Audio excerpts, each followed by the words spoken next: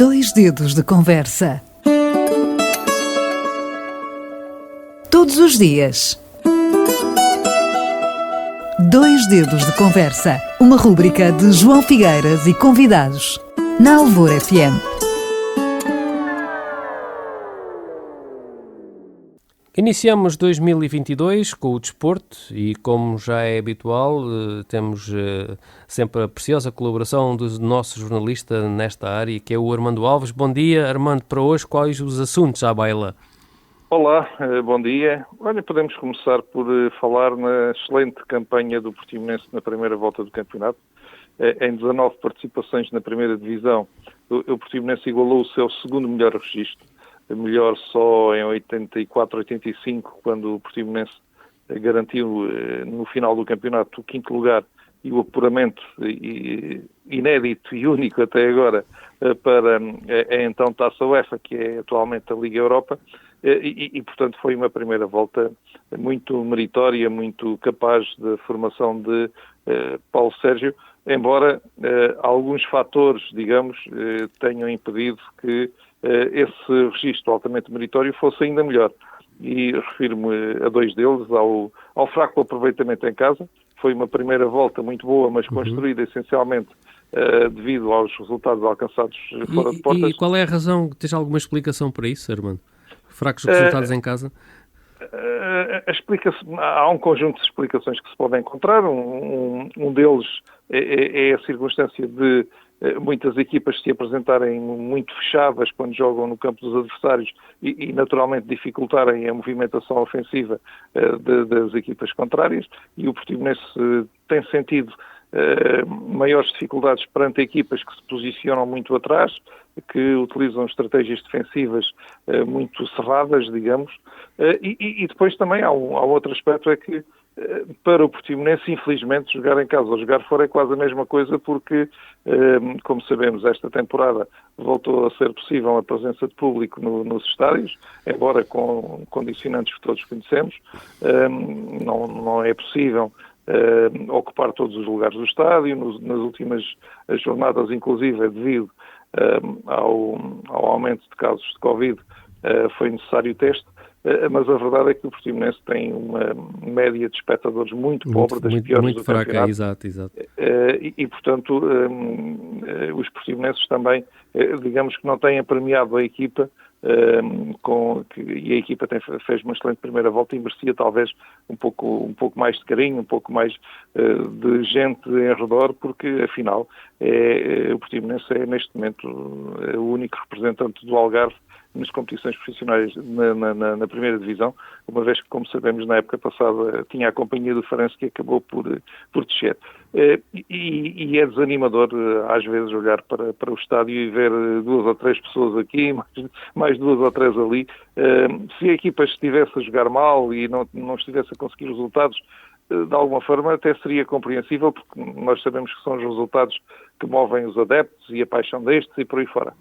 Mas a verdade é que não é o caso. Claro. O Portimonense, como aliás disse logo no início, igualou a melhor primeira volta da sua história em 19 participações na primeira achas divisão.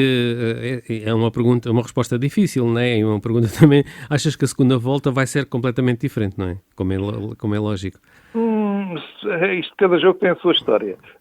O que me parece é que o plantel não vai sofrer grandes alterações. Fala-se para já, o que está apenas perspectivado será eventualmente a saída do Ailton Boa-Morte, que é o melhor marcador da equipa, mas entretanto já estão a chegar jogadores também, algumas insuficiências que havia no plantel, nomeadamente nas zonas laterais da defesa. Já chegaram dois jogadores, vai chegar também um jogador de características ofensivas, e portanto vamos ver o que dá a segunda volta, uma vez que quando se mexe muito nas equipas, aí sim há sempre um risco grande. Quando as mexidas são em reduzido número, há uma garantia de estabilidade, e portanto o que é importante é que o Portimonense comece de facto, em casa só tem 2 vitórias, só conseguiu 2 vitórias da primeira volta. Se o Portimonense tivesse conseguido ganhar mais 1 ou 2 jogos, estaria uns bons... E achas que os árbitros não têm estado imparciais relativamente ao... Eu não vou falar jogos. de imparcialidade ou de parcialidade, vou referir-me apenas a factos no jogo entre o Sporting. E só para referir os dois últimos. No jogo entre o Sporting e o Portimonense, um jogador do Sporting pontapeia um jogador do Portimonense e o árbitro não viu.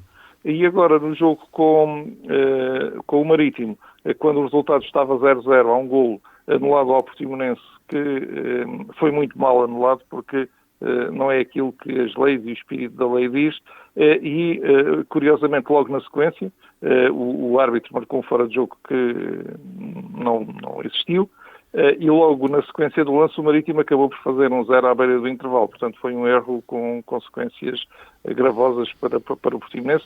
Já diante do Sporting, esse erro também tinha sido um erro grave, porquanto o Paulinho depois acaba por marcar os 3 golos do Sporting e, além disso, nesse lance, o Pedro Sá, capitão do Portimonense, protestou, viu um cartão amarelo e depois, no início da segunda parte, acabou por ver outro cartão amarelo e por ser expulso.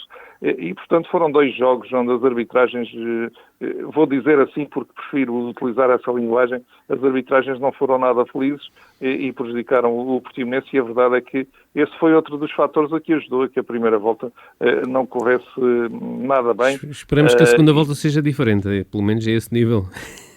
Pois, o que é normal é no final da época olharmos para o registro das equipas e foi prejudicada em 4 e foi beneficiada em 4, porque o erro faz parte do futebol. O que não é normal é uma equipa ser prejudicada muito mais vezes do que aquelas situações em que é beneficiada, e a verdade é que agora, em 2 jogos consecutivos, registaram-se erros grosseiros dos árbitros. Deixa-me dar uma nota ainda para a Taça de Portugal, onde o Portimonense também está em jogo, digamos, onde já há muitos anos que não chegava a fases adiantadas da prova, o que é também um sinal E vamos jogar esta quinta-feira, salvo erro, não é? Exato, com o Mafra, esta quinta-feira à noite, com o Mafra da segunda Liga, embora a circunstância de ser uma equipa da segunda Liga diga pouco, porque isto é a Taça de Portugal, toda a gente quer ganhar, mesmo as equipas de escalões inferiores, e depois na segunda Liga é um escalão profissional, trabalha-se também bem. Às vezes há os tombas gigantes, não é? Como se costuma dizer na gíria. Sim, e curiosamente há dias vi um jogo do Mafra na televisão, não o jogo inteiro, mas vi parte substancial do jogo e gostei muito da organização da equipa do Mafra, tem valores interessantes e, portanto, nada se pode dar como ganho. O Portimonense já chegou na sua história por 3 vezes às meias finais da Taça de Portugal, todas elas nos anos 80, portanto já faz muito tempo, e se levar agora de vencida o Mafra igualará um registro muito antigo e depois disporá da possibilidade de chegar à final da Taça de Portugal pela primeira vez na sua história. Digamos que o sorteio também foi amigo ao colocar o Portimonense num lado da chave que não encontra nenhum tubarão do futebol português para chegar à final.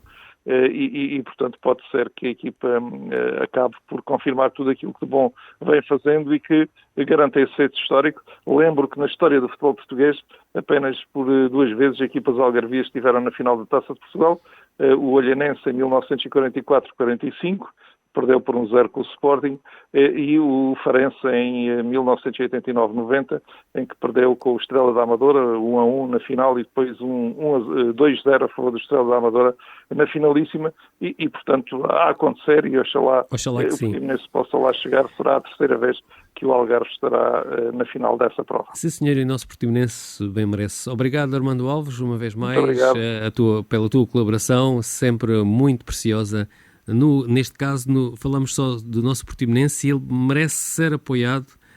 Sabemos que a circunstância do Covid é muito limitativa, mas o calor humano no estádio é meio caminho andado para que o nosso Portimonense passe a fazer bons resultados em casa e não o que tem acontecido até agora.